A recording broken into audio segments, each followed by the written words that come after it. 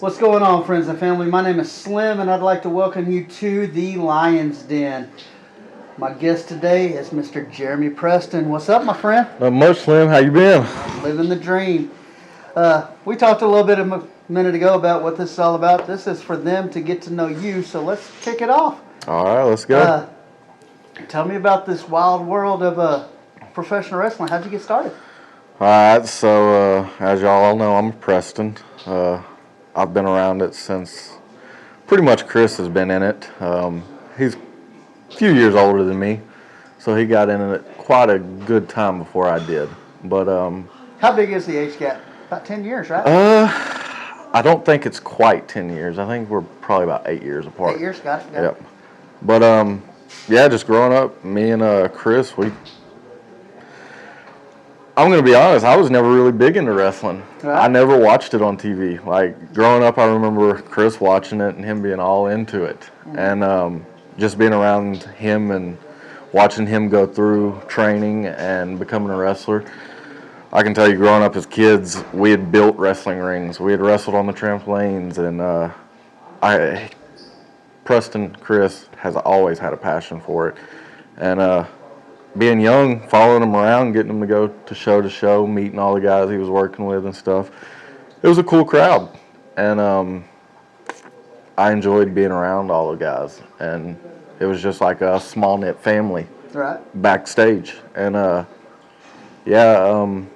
became close with Sean Cordova, Sky, Max Lavaro, like some of the old guys. We're talking at the TEW arena. Yeah, so that's where you pretty much did your training, or was it here at ACW, or man? Where did we do the majority of the training? Okay, so ACW had a show at a church here in Marshall, and at that time I had been reffing a few matches here and there. Right. And Cordova happened to be on that show, and the following weekend there was actually a TEW show, and we're at the church. We've got the ring set up, and we're just kind of in there messing around, and Cordova looks at Chris, and he's like, man, Jeremy's been reffing now for a while. He's been around the business for a while. What all does he know? And Chris was like, man, he knows a good bit.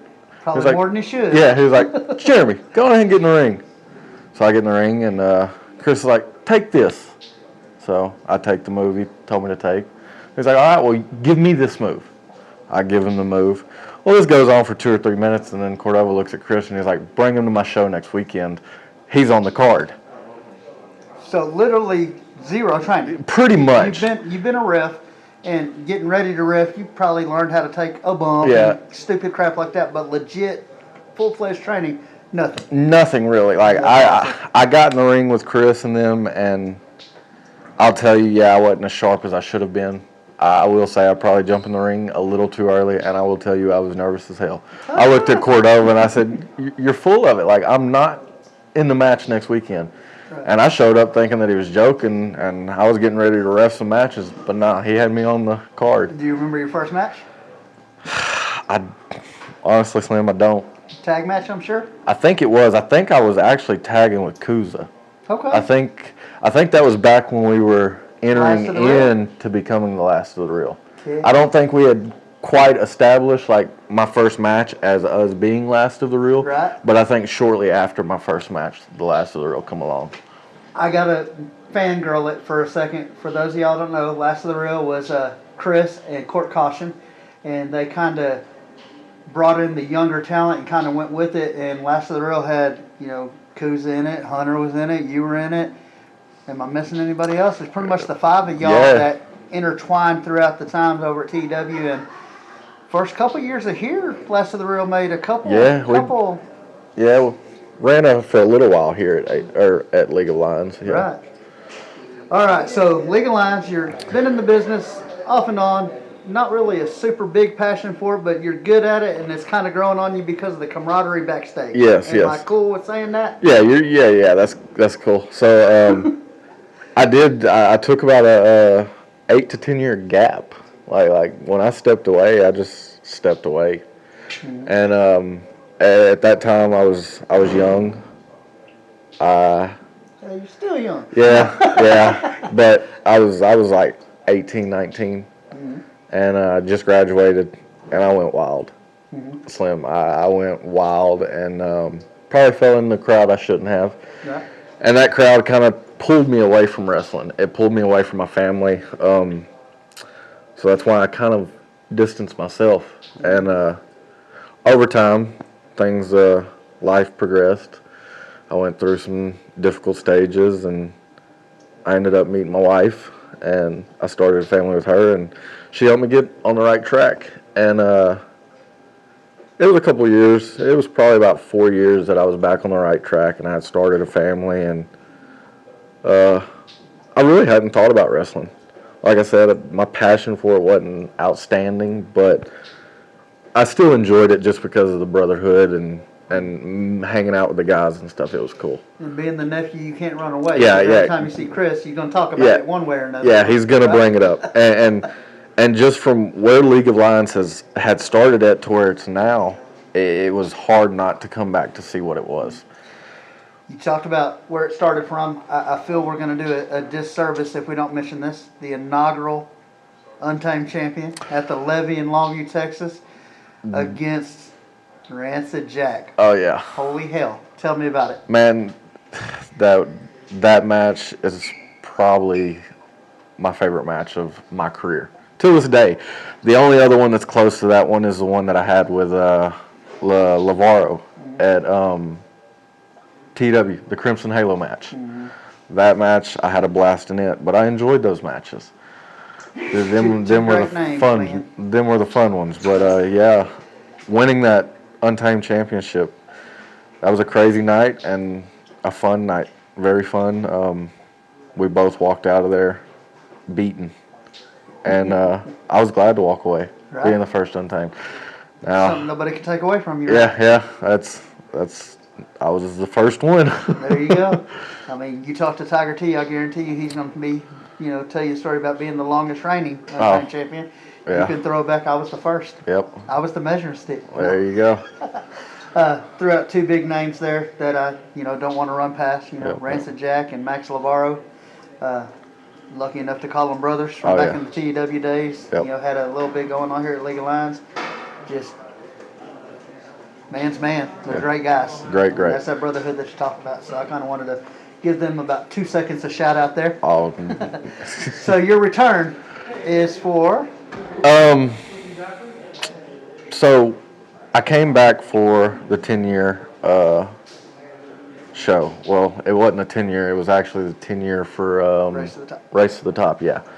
And we were having the Battle Royale or Royal Rumble, and Chris was like, "Hey,